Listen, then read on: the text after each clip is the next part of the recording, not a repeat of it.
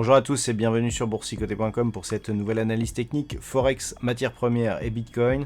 Avec ici une paire de devises euro-dollar, donc où nous avons déplacé ici une zone horizontale pour la repositionner ici sur la zone des 1.1346, tout simplement pour être en adéquation avec la configuration actuelle, dans le sens où nous avions ici cette zone qui représentait le point haut de cette phase haussière et où elle représente ici le point bas de la phase de consolidation actuelle. Donc les cours très clairement ici ont marqué une dynamique haussière.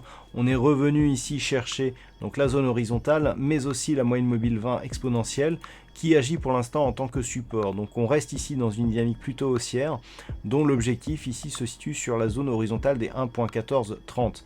Naturellement, en cas de cassure ici de cette zone des 1.1346, il y aurait contact avec la bolle inférieure, rupture de la moyenne mobile 20 exponentielle et donc risque de changement de dynamique par rapport à la tendance actuelle. Si on trace les retracements de Fibonacci ici par rapport à ce point bas sur le plus haut de la dynamique, nous pouvons constater ici que le retracement à 23,6% de Fibonacci a été attaqué, mais pas réellement enfoncé. Donc il faudrait vraiment casser ici cette zone des 1.1346 pour donner un signal plus fort de consolidation. Concernant l'or, nous sommes toujours ici sur une dynamique de poursuite suite à la cassure ici des 1357 $ l'once. Donc les cours ont imprimé une belle dynamique ici pour venir marquer un point haut proche des 1440 $ l'once. Nous sommes actuellement dans une phase de consolidation. On revient chercher ici la moyenne mobile 20 exponentielle qui agit comme une zone de support. La zone des 1420 a elle été franchie à la baisse, mais on n'a pas de grosse dynamique encore. Donc pour l'instant, il n'y a pas de contact avec la bande de Bollinger inférieure. On voit que ça devient hésitant ici au contact de cette moyenne mobile. Donc ça reste haussier d'un point de vue de la dynamique là sur l'or, avec même potentiellement des points d'entrée qui sont possibles pour essayer de jouer donc le suivi de cette dynamique suite à la rupture des 1357 $ l'once, dont je vous rappelle que cette cassure a donné des signaux assez importants tant sur le court que sur le moyen et le long terme. Attention, une rupture ici des 1404 $ l'once plus pérenne et plus puissante nous donnerait un signal de risque de poursuite de la consolidation donc du métal jaune vers une zone intermédiaire ici que l'on peut quantifier à 1387 $ l'once. Et puis sur le WTI, nous étions ici sur un possible franchissement ici de la zone des 57,80. C'est ce qui vient de se produire.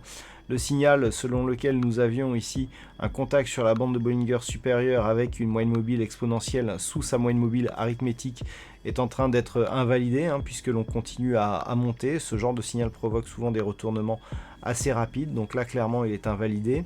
Et puis il y a une autre zone ici qui est importante en phase de test, c'est la précédente zone ici de support oblique qui définissait la précédente tendance haussière. On est en train ici de venir tester cette zone de support oblique suite à une configuration ici que l'on peut tester, que l'on peut interpréter de différentes manières. On a des formes en épaule tête épaule, on a du double voire triple bottom. C'est pas très régulier, mais le fait que l'on revienne ici sur cette zone ici proche du point haut qui précédait la précédente dynamique de baisse.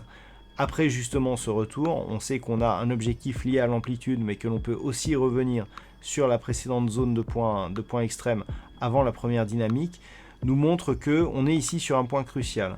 D'une part, donc cette zone horizontale, et d'autre part, l'ancien support qui est en train ici d'être testé en tant que résistance. Donc c'est vraiment ce niveau qu'il va falloir surveiller, car s'il est respecté en tant que résistance et que les cours refluent à son contact, on viendra là observer ce qui se passera éventuellement sur les 57,80.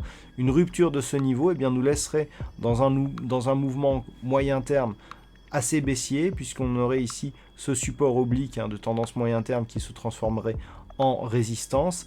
Par contre, si les cours venaient à casser ici à la hausse, on aurait donc la zone des 57,80 qui, après avoir été support, ne s'est pas imposée en tant que résistance après une cassure baissière, et surtout donc l'invalidation ici de l'overlap, à savoir ce support qui ne deviendrait pas résistance, et donc on ouvrirait de nouveaux objectifs haussiers sur le WTI, avec notamment un retour possible immédiat sur la zone des 60,32, mais d'un point de vue un peu plus moyen terme, 62,72 et 64,70 $ le baril. Et puis enfin, nous arrivons sur le Bitcoin qui fait l'objet de fortes spéculations actuellement. En quelques jours, hein, nous sommes passés ici d'une phase où il y avait temporisation, où l'on attendait timidement un retour ici sur la zone des 10 000 dollars pour un Bitcoin, zone que je vous annonçais comme zone psychologique. On est bien arrivé à cette zone, mais on a continué à monter. Rendez-vous compte, on est au-delà des 13 500 dollars actuellement, donc par rapport ici à cette zone, on est presque sur un gain de 50% donc de la valeur du Bitcoin en seulement quelques jours. Nous étions ici le 18-19, on était proche des 9000. 9000 plus 50%, ça fait 13 500 dollars. Eh bien, on a atteint cette valeur aujourd'hui. Donc on est vraiment sur une hausse très forte de la monnaie virtuelle. On est ici sur une phase d'accélération. On le voit d'ailleurs qu'au franchissement ici des 11 600 que je vous présentais hier comme une zone de résistance majeure, on s'est même accéléré. On reste ici sur la bande de Bollinger, donc au contact de cette zone. Là aussi, on a invalidé un mouvement de retour où on avait un contact sur la bande de Bollinger supérieure et une moyenne mobile exponentielle qui se plaçait sous sa moyenne mobile arithmétique. On est donc dans un mouvement très puissant sur le Bitcoin et suite donc au franchissement de la zone de résistance des 13 311 dollars pour un Bitcoin, et bien le prochain objectif se situe à 16 433 dollars pour un Bitcoin. Voilà donc ce que l'on peut dire sur cette analyse technique Forex, matières premières et Bitcoin. Passez une bonne soirée, de bons trades. On se retrouve dès demain pour d'autres analyses techniques, toujours sur le site boursicoté.com.